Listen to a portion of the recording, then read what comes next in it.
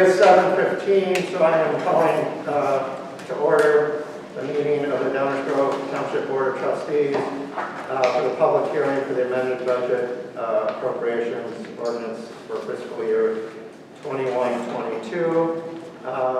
Lorraine, would you call roll, please? Okay. Trustee Stoll? Present. Trustee Riccardotti? Present. Trustee Oakram? Present. Trustee Ferguson? Supervisor Tony? Coltrap, I'm sorry. Third time you've done that. Next three meetings, Eddie, what's going on? And I am here. We have a quorum. First off, we actually do not need to do 3, so number 4. Do I hear a motion to waive the first reading of the public notice? I'll make a motion to waive the notice. And do I have a second? Second. And I just want to kind of remind everybody, because we have the mask on, we do need to speak up a little bit louder than normal. Lorraine, would you call roll, please? Okay. Trustee Stoll? Present. Am I? Aye. Oh, aye, sorry. Trustee Riccardotti? Aye. Trustee Ferguson? Aye. Trustee Oakram? Aye. Supervisor Coltrap? Aye. That passes. Next on our agenda is the general fund presentation by the supervisor. So I'd like to start off, good evening and welcome everyone to the public budget hearing portion of our meeting tonight. The hearing is being held to review and discuss the budget amendment for the 2021-2022 budget. After reviewing statements from the DuPage County State's Attorney, the Township Board voted in June to hold this hearing to ensure the budget is processed in compliance with applicable law. Just a little history behind tonight's meeting. On December 24th, 2020, Assessor Bolts, in accordance with his statutory duty, gave the former supervisor and members of the Board of Trustees a copy of his proposed budget for 2021-2022. The budget represented a 6.8% decrease from the previous year. Sometime between that date and when the budget was hung in January, the assessor's budget, without consultation with the assessor or other board members, was unilaterally revised downward by the former supervisor. Due to the abnormalities in the budget process, a citizen filed an Open Meetings Act violation request with the state's attorney.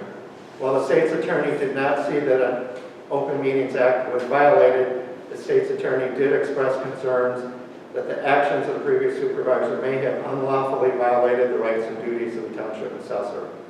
A full recap can be found on the township resolution number 2021-061721. Al, are there any other details you would like to add about the state's attorney's? Only to say that the state's attorney regarded the supervisor's act as likely a violation of the township code, the property tax code, and the municipal budget law. And for that reason, we're here today to do a nice, transparent process and hang the proper budget and have a vote and discussion about the budget as presented by the assessor to the supervisor. And here we are to do that. Okay, thank you, Al. This proposed budget tonight corrects the issues of the previous budget. The previous budget put at risk the assessor's ability to fulfill his statutory duty by underfinancing the office budget. This budget corrects that. Previous budget contained accounting errors and math errors. This budget corrects that. And the previous budget lacked transparency. This process corrects that. Lastly, I am happy to report that the changes in the new budget have been reviewed by our auditor and were found to be in compliance with governmental accounting standards. Moving to the next agenda item, public testimony, I'm happy to answer questions about the budget. And would also like to introduce Anthony Pacelli, the Chief Deputy Assessor, who is here to answer any questions specific about the assessor's portion of the budget. So I do have something, Mary, did you want to speak at this one or at next meeting? Okay, if you could come up and stand by because we're trying to get The camera with the mask. Okay. Well, I was looking through the budget line by line and comparing the two budgets side by side. On the first page of the original budget, the budgeted expenditures for human services was $303,453, and that amount was used in the calculation of the total expenditures appropriations on the original budget. However, when you get to page 4 of the original budget, which is the human services budget, the total for the budget is $303,543, which is $90 more than what the first page says. This is $303,543 is then used on the amended budget and used in calculating the total expenditures and appropriations on the amended budget. And I just wanted to point out those discrepancies and see, I mean, it's only $90, so it's there. And then also, I'm interested in hearing about the many increases in the assessor's budget, with just 4 months left in the budget year. In particular, why there's an increase of $2,200 in printing, $2,000 in travel expenses during a pandemic, $1,500 increase in rental and leasing, $38,000 in professional services increase, and $30,000 increase in information technology. There's been an increase in the need for human services. I'm just wondering why the assessor needs extra money. And that's it. Okay, I will let Anthony, if you can point out some of those. I can address actually the IT portion of it. First off, we, on the budget that was approved in February, the original was $70,000, it went down to $40,000. We already have over $45,000 worth of software license fees and things like that we're already on the hook for the year. So that already on that budget, we would have been short on it. So there are other things we are doing with IT between now and February. But the other issues,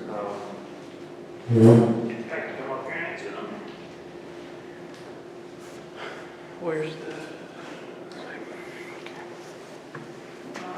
So as far as the printing is, it was in the budget in order to do a mailer to seniors who may not have the senior exemption. So in our last budget, it was not in there, but in this budget it is in there because we are planning on doing this mailer to inform seniors of senior exemptions that they may not be receiving. As far as the travel, that's in relation to our field inspections. And permits are up 48% this year due to the pandemic. People didn't take vacations, whatever have you. So there's a 48% increase in permits. So there's been influx of work there. So that is why the travel budget, which is actually from last year's budget to this year's budget the same, it only increased from the budget that was submitted maybe by Towman. Permits for visiting their homes, right? Right. Exactly. Explain that a little bit. Sure. So when a resident pulls a permit or does an addition, we have to go out and inspect to see what it is and what's accessible. So each one of those requires an inspection. And sometimes when these are done by residents and it's interior additions, we have to go back out there 2 or 3 times in order to get a hold of them. We leave cards for callbacks and things like that. So, thank you.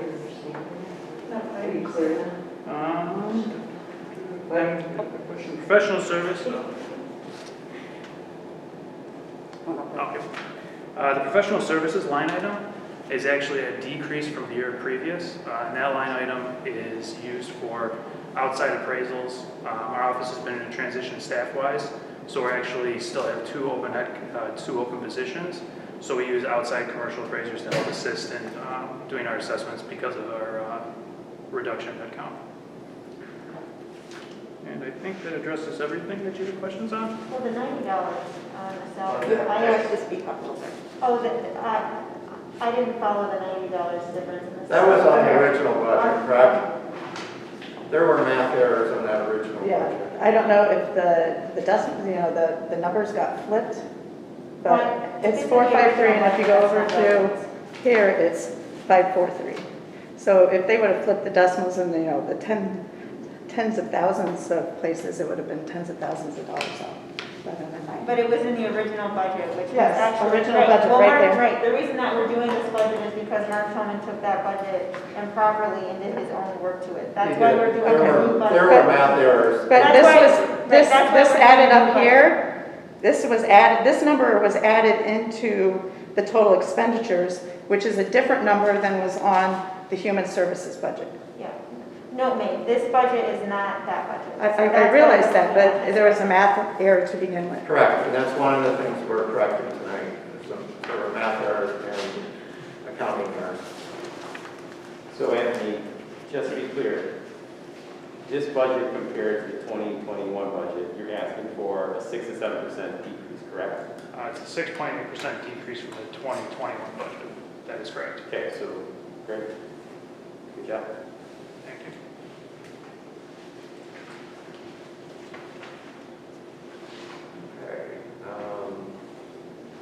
Okay. I just have a question for Yes. Mr. Monty. And this is something, since you were the attorney before, previous administration, and you're the attorney now, this is something you're in complete agreement with. Yes, absolutely. Okay. If you watch the video of the hearing that we had on this budget, you will see me voicing great concern, frustration, and legal animosity was on the table regarding the whole process.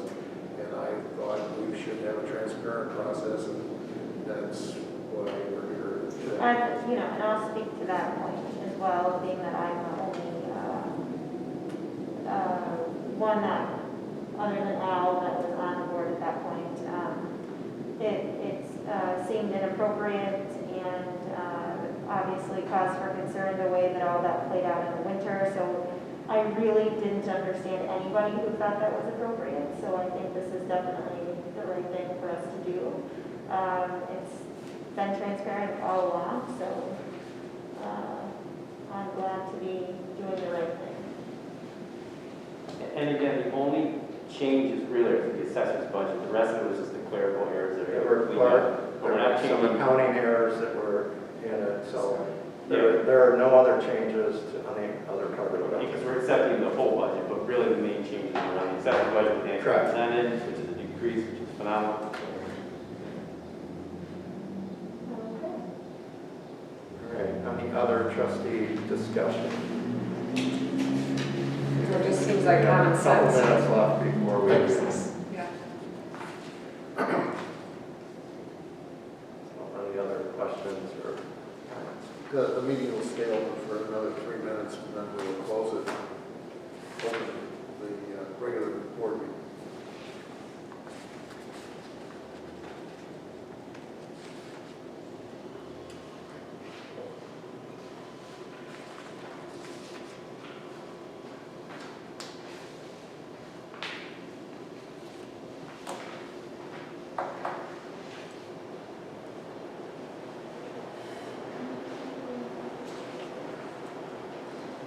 I have one more comment. That's what's right. Is it possible to turn the heat up to maybe 95 for the next meeting next month?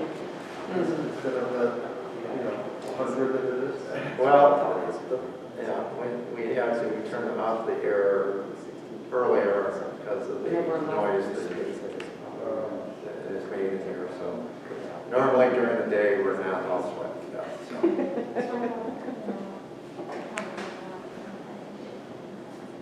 You get to wear the suit. Experience, anyhow. And the mask. And a mask.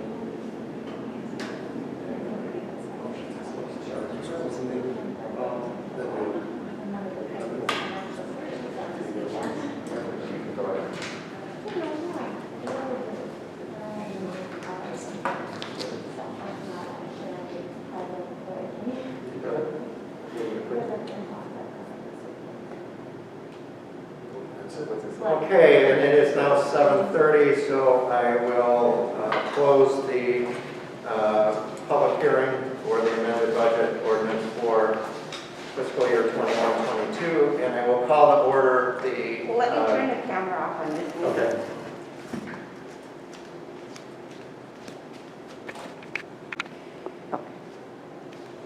Okay, and so I will now call to order the August 19th, 2021 Downers Grove Township Board of Trustees meeting. We'll start off with the pledge to allegiance.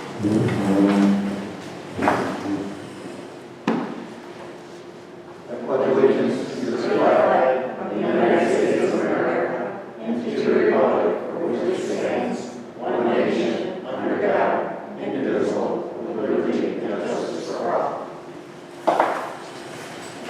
All right, Lorraine, will you call roll? Trustee Ferguson. Present. Trustee Oakland. Present. Trustee Richards. Present. Trustee Stoll. Present. Supervisor Polter. Present. We have a quorum, and we will start off with public comments.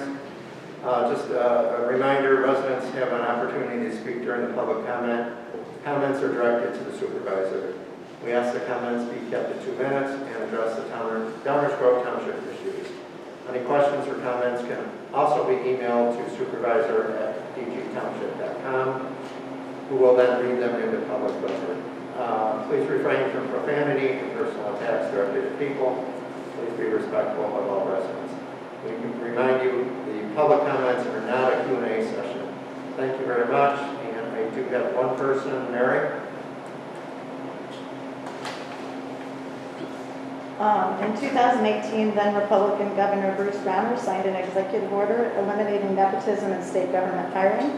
I urge the Downers Grove Township to do the same. That's it. Thanks. Thank you, Mary. And I think we have one more, John. I know you wanted to. Hi, I'm John Agazino. I'm president of the food pantry over there. Pardon me? I'm president of the food pantry, Fish, Yes. next door to us. So I have good news and bad news. The good news is we're feeding about 110 families per week. The bad news is we need food. There's a cart over there. When you walk out, just take a look at the items on that cart. Those are the items we need. We accept donations on Tuesday mornings and Thursday mornings. Or if you have a special donation, give me a call and we'll make sure we can meet you here. And I want to thank the trustees and the board for all their support, and we're really making a difference in this community with the food. So thank you very much. Thank you, John. With that, I see there's no more public comment. We will go ahead to item 5 on our agenda, which is a motion to approve the minutes of the board meeting from July 15th, 2021 as presented. Do I hear a motion? I'll make the motion to approve. Okay, Ms. Abby, and do I hear a second? Second motion. Mary seconds it. Any discussion? Okay, with that, Lorraine, would you call roll, please? Trustee Richards. So I was not present at that meeting, so you will. Abstain. Trustee Stoll. Aye. Trustee Ferguson. Trustee Oakland. Aye. Supervisor Polter. Aye. The minutes pass. Next up is a motion to approve the trustee audit and approval of bills and claims as presented. Do I hear a motion? I'll make the motion. Abby has a motion, a second? Second. Dave seconds it. Any questions, any comments? With that, Lorraine, would you take the roll? Trustee Richards. Aye. Trustee Stoll. Aye. Trustee Ferguson. Trustee Oakland. Aye. Supervisor Polter. Aye. Motion passes. Next up, we have a motion to approve Resolution 2021-081921, the notice of appointment of an authorized agent for IMLF. You have that in your packet. Tammy, who is my office manager, handles a lot of the day-to-day stuff, and she cannot call in without, she cannot call in at all. So if there's an issue or a question, she can't get online, she can't answer. So I would like her to be able to handle those things for us. I'll make the motion. Okay. And a second. Second. Is a second. Any comments? With that, Lorraine, would you take the roll? Trustee Richards. Aye. Trustee Stoll. Aye. Trustee Ferguson. Aye. Trustee Oakland. Aye. Supervisor Polter. Aye. It passes. Next up is a motion for selling used office furniture on govdeals.com. You may remember a couple months ago, we had the same thing for computer equipment. Made, I know one set of it went for over $1,200, and I think we sold some other stuff too, so we made quite a bit of money. We have some office chairs and other office furniture that is with all the new ones we got. We're going to try to sell it on that and at least get something for that.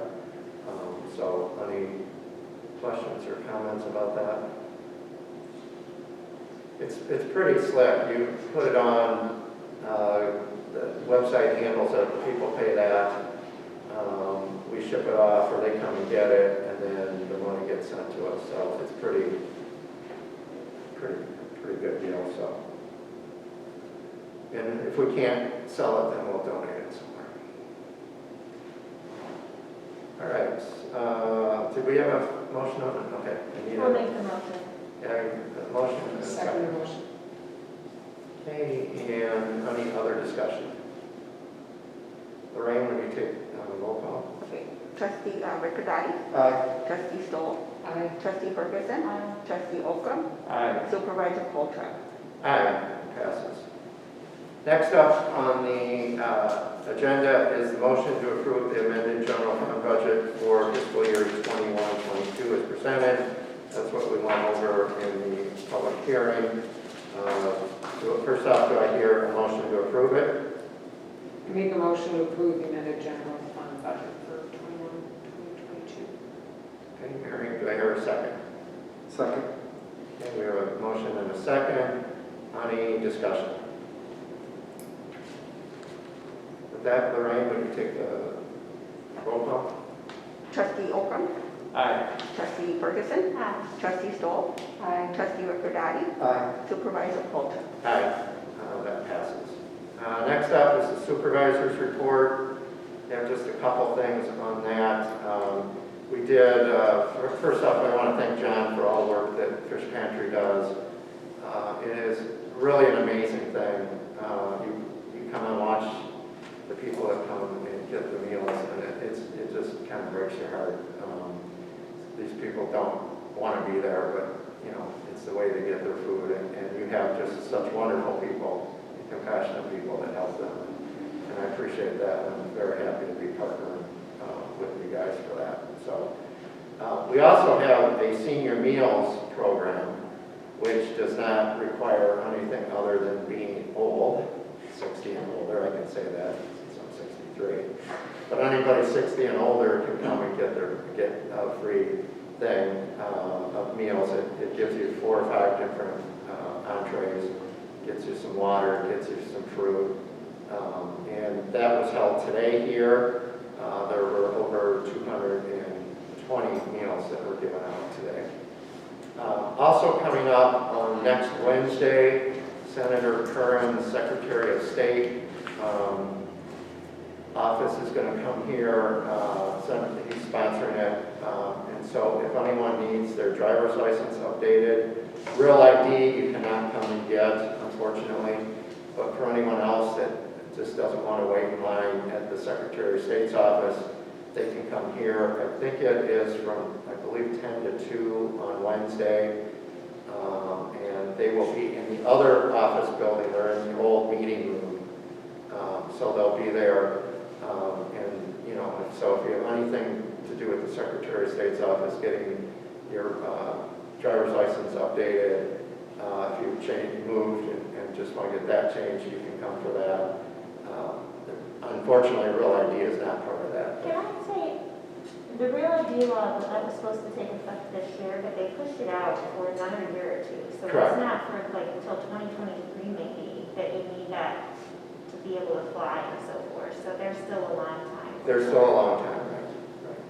But I know that with all of the issues with COVID, you know, a lot of people have put off. And actually, you right now have till the end of this year to get your driver's license updated for 21. So, and I think even 20. I think even from the time COVID started till the end of this year, you can still get your regular driver's license updated, so. It's a great event. I've seen they've been having a few of those. It's a really good thing to do in general. We will get probably 100 or 200 people here that day. So, you know, if you do want to come for it, you know, plan on at least having some people in front of you. But they do it pretty quick. They get you in and out of there pretty quick. So that again is on Wednesday. With that, I will move to Anthony. Do you have anything to say from the assessor's office? No report. Okay, no report. Andy, first off, I also want to say Assessor Bolts has been in the hospital, and that's why he's not here tonight. So I thank Anthony for being here in his place. Andy Anderson could not make it, but he did leave me a report for the highway, and so he wanted some updates. As you know, most of you were here last month. The job that they did for the tornado was just outstanding. So here are some of the things the highway department has been working on the past month. We continue to pick up storm damage left over from the June 20th tornado. We picked up and down and hanging limbs from the wind damage last week. So not only did they have the tornado, but that was quite a storm that came through last week too. Several intersections in the Downers Grove Gardens and in Timberlake South were cut back because of visibility issues.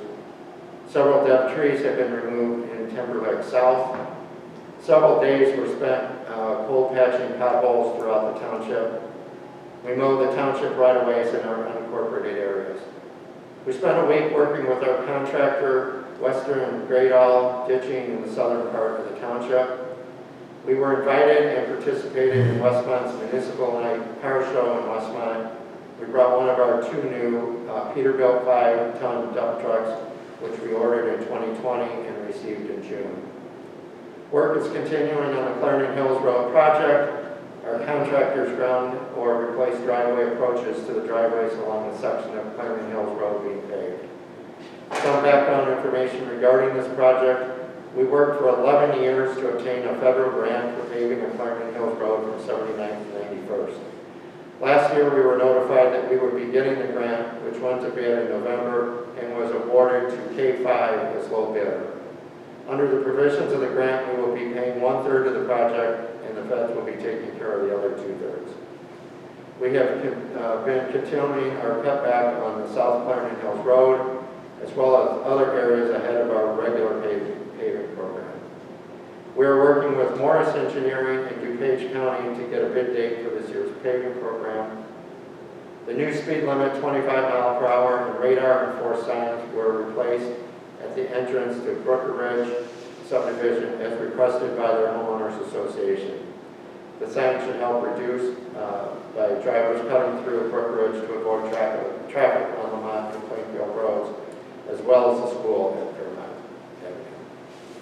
So I thank Andy for that. Do we have any old business or new business to discuss? No. With that, we are not going to have to go into closed session today, so I will take a motion to adjourn tonight's meeting. I'll make the motion. And a second? Second. And we can do a voice vote. All in favor, say aye. Aye. And all opposed. Thank you. Our next regular Downers Grove Township Board meeting will be on Thursday, September 16th, 2021. It will be back at the regular time at 7:30. Thank you. Wait, we were going to look at 7. Yes. Did we vote? I don't know. We didn't vote on it.